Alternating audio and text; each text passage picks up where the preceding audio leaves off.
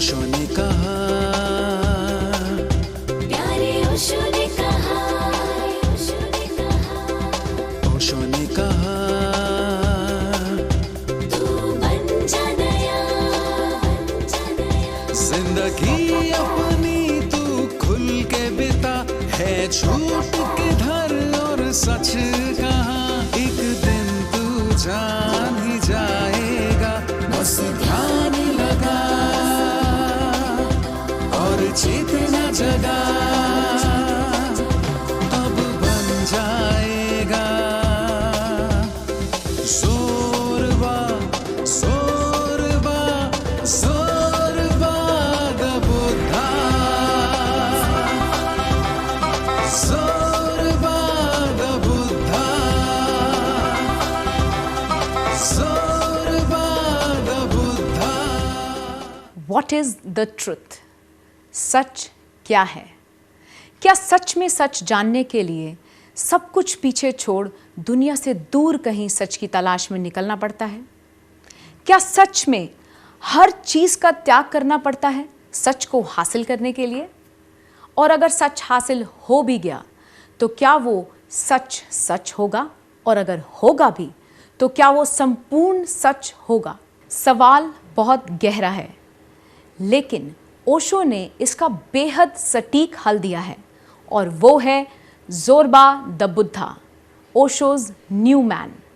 और वो इसलिए क्योंकि ये आदमी सच की तलाश में कहीं दूर नहीं चल पड़ता, बल्कि इसी दुनिया में रहकर अपना हर कर्म करते हुए, अपनी हर इच्छा को पूर्ण करते हुए सच से दूर नहीं। एक ऐसा इंसान जो कि ज़ोरबा भी है, यानी दुनियादारी से समृद्ध, और जो बुद्धा भी है, अपने मन से भी समृद्ध, वही है Osho's new man, Zorba the Buddha.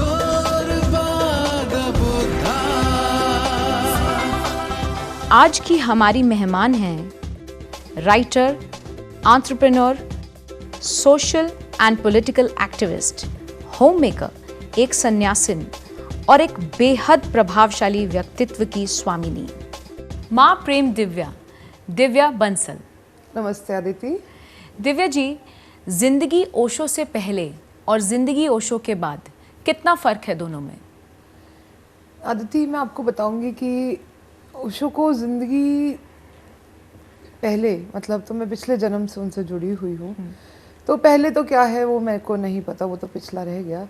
इस जन्म में 14 साल की थी जब मैंने ओशो को पहली बार जाना, और मैंने हर ये जाना कि ओशो का एक विजन हर पहलू पे है जीवन के।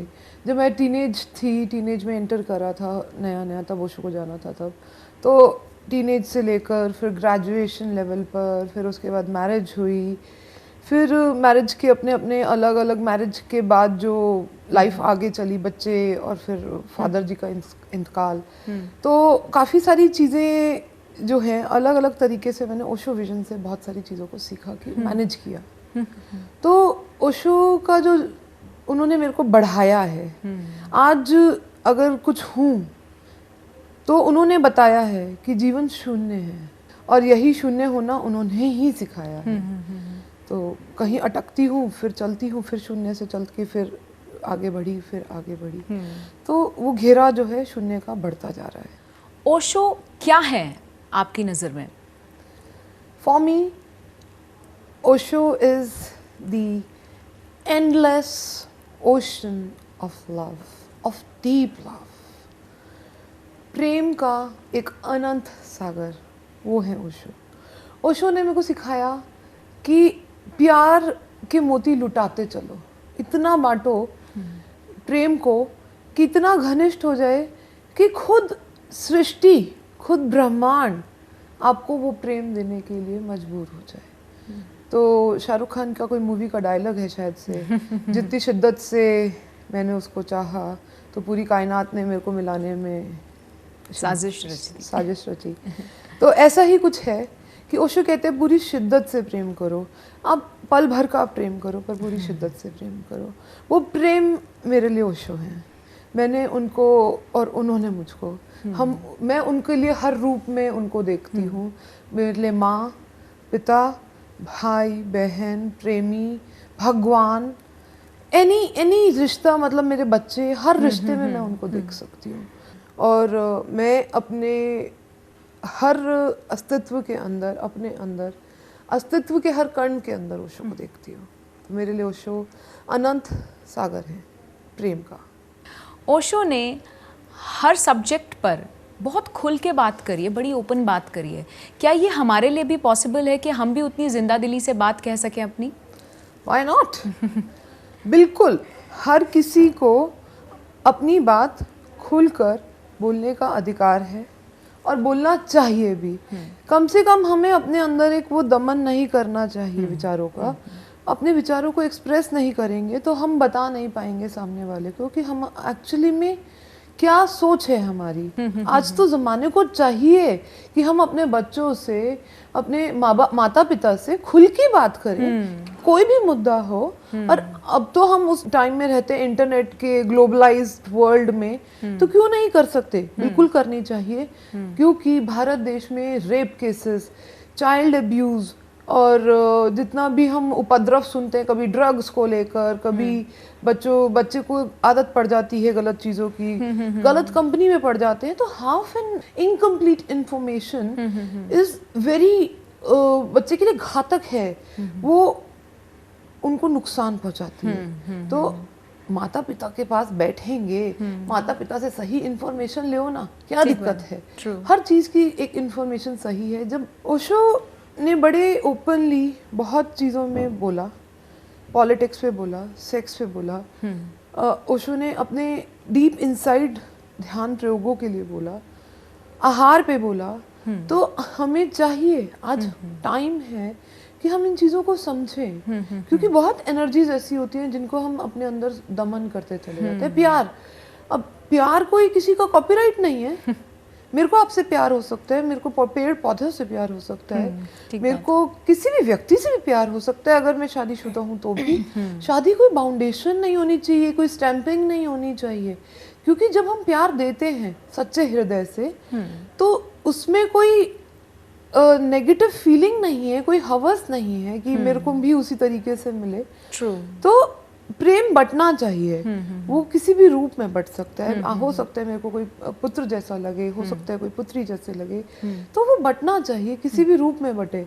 तो इन चीज़ों से हमें ऊपर उठना है। और जब समाज तभी ऊपर उठ पाएगा, हम ओशो के जैसे और लोग तभी बन पाएंगे जब हम खुलकर बोलेंगे।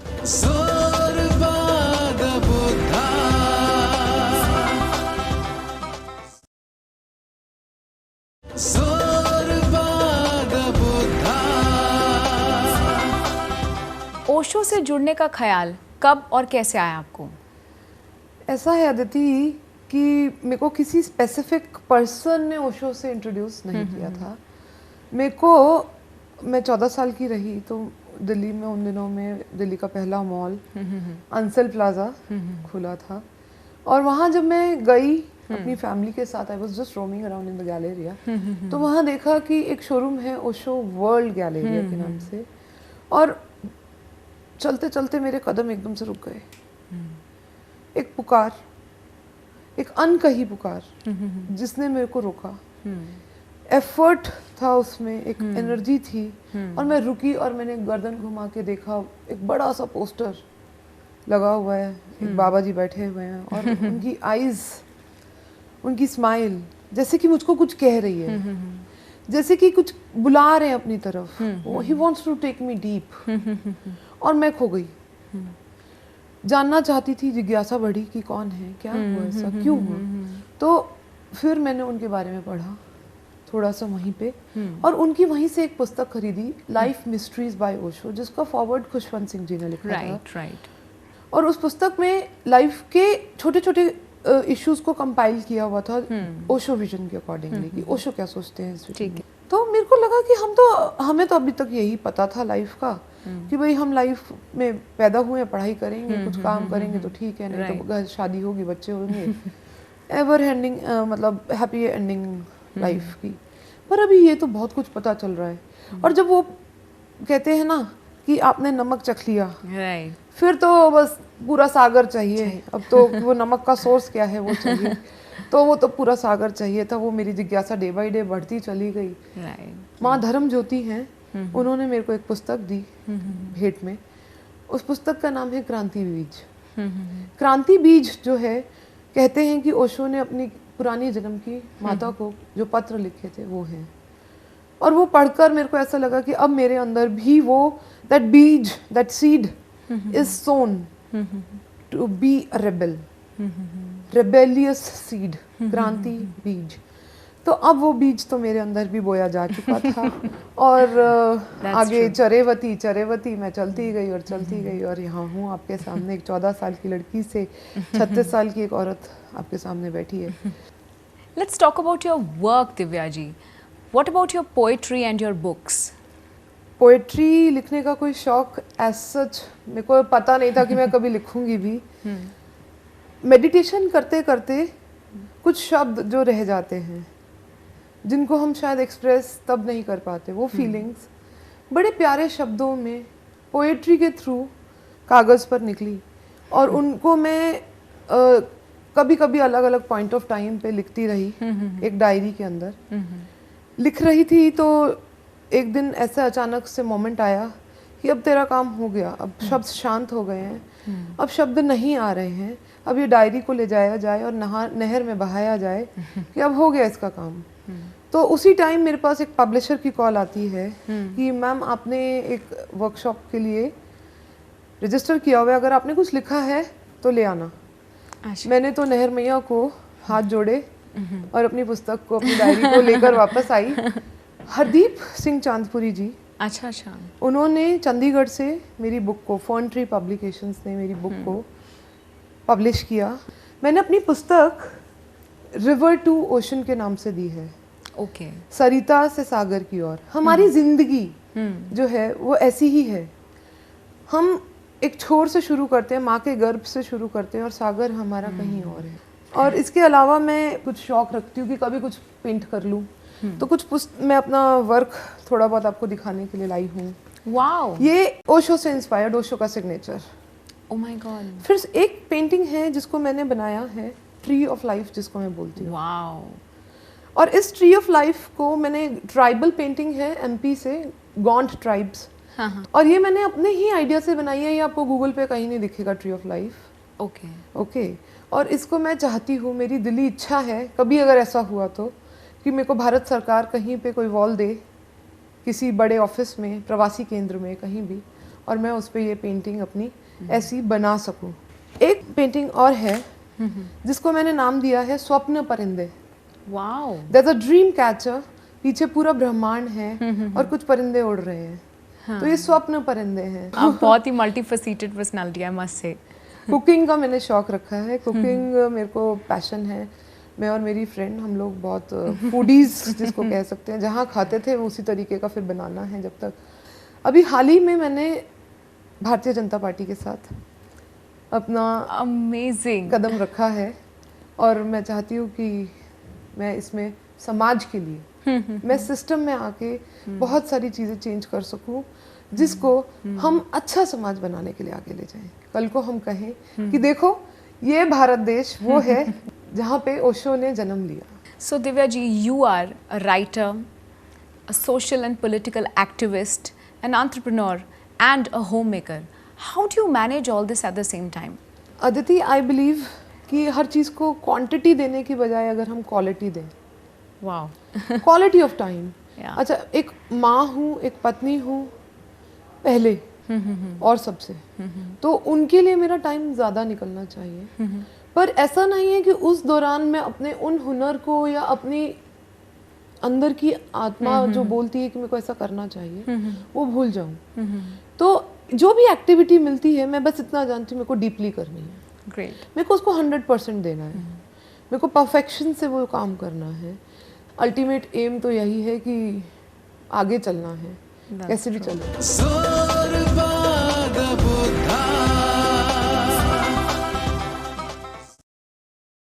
Zorbada Buddha.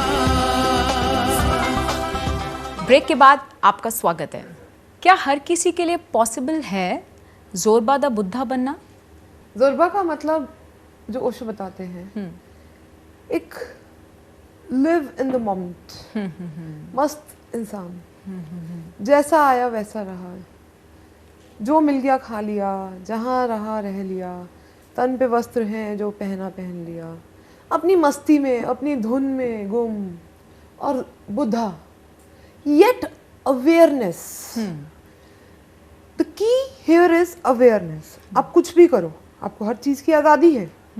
और ओशो ने जो अपना पूरा आपको बताया है, एक रास्ता दिखाया है, उसमें आपको हर चीज़ की आज़ादी दी है। राइट।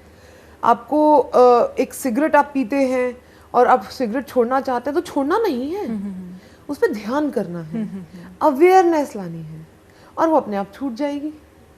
ऐसे ही बहुत सारी चीज़ें हैं। आप मांसाहार करते हैं, ऐसे ही सेक्स के ऊपर एक विजन है कि भाई आप बहुत ज़्यादा, हम लोग सेक्स सेक्स सेक्स एक बना देते हैं और ओशो को तो सेक्स गुरु बोल दिया है। तो ऐसा नहीं है। वो कहते हैं do it awarefully and you will reach. हर चीज़, अगर मैं हाथ भी हिला रही हूँ, मैं आपसे बात कर रही हूँ, मैं अपने सेंटर में होनी चाहिए। हर एक सांस के साथ अवेयरनेस होनी चाहिए कि मैं यहाँ हूँ। I am in the present, I am in the act. मैं हूँ, मैं चल नहीं रही हूँ, मैं चलना बन जाती हूँ। मैं गा नहीं रही हूँ, मैं गाना हो जाती हूँ। मैं बोल नहीं रही, मैं आपके साथ हो गई हूँ। ब्यूटीफुल। तो ये अवेयरनेस जो है, अवेयरनेस ऑफ द बुद्धा, वो होना जरूरी है। तो दिव्या बंसल के और माँ प्रेम दिव्या के क्या फ्यूचर प्लान्स हैं? फ्यूचर में जिंदगी जी तो क्या जी, जिंदगी तो यहाँ है, अब भी है, आज में है। ठीक है, कुछ हमारे एक रूपरेखा होती है, वेग से प्लान्स होते हैं कि भाई कुछ क्या करना है लाइफ को लेकर। तो जहाँ तक बात रही दिव्या बंसल की, तो मेरा मानना यह है कि मेरे को अपने परिवार का नाम, अपने माता पिता, अपने हस्बैंड, अपने सास ससुर, अपने बच्चों के लिए जो भी काम करना है, समाज के लिए जो भी काम करना है, वो काम ऐसा हो, सकारात्मक सोच जिसमें हो। मेरे को नकारात्मक काम नहीं करना। जहाँ कोई एक उंगली उठा पाए गलत को लेकर, वो काम नहीं करना। तो कुछ प्लान्स हैं जहाँ मैं अपने आप को देखती हूँ कि जब हम चेंजेस लाना चाहते हैं बहुत तरीकों से, ओशो विजन को आगे ले जाना चाहते हैं, ओशो के तरीके से जैसे बढ़ाना चाहते हैं, और मैं चाहती हूँ कि उस नव भारत के निर्माण में एक ईंट मेरी भी हो, और वो जिस भी तरीके से पॉसिबल है, चाहे वो राइटिंग से लेकर है, चाहे वो मेरी पेंटिंग से लेकर है, अगर मैं कुकरी के थ्रू कर सकती हूँ, अगर मैं पॉलिटिक्स के थ्रू कर सकती हूँ, चाहे वो मैं एक हाउसवाइफ होकर अच्छे बच्चे को बड़ा कर बन सकती हूँ, तो वो सब मेरी ड्यूटीज बननी चाहिए। और मैं चाहती हूँ कि मैं हर कदम जब रखूँ आगे, तो ये सोच कर ना रखूँ कि मेरे को मिला क्या या मिलेगा क्या, मैं देने के लिए रखूँ। ये मेरी सोच है। आगे मैं कहूँगी कि माँ प्रेम दिव्या का क्या विजन है, वो ओशो से भिन्न नहीं है। ओशो को हर आयाम पर मैं देखना चाहती हूँ। चाहती हूँ कि एक कम्यून डेवलप भी कर सकूं, सभी ओशो प्रेमियों के साथ मिलकर हम एक ऐसी जगह बना सकें जहां हम सबको बता सकें कि यहाँ पे ध्यान प्रयोग होते हैं। I want to form the army of sannyasis, army of spiritual person. ये हम बंदूकों से कब तक लड़ेंगे? True.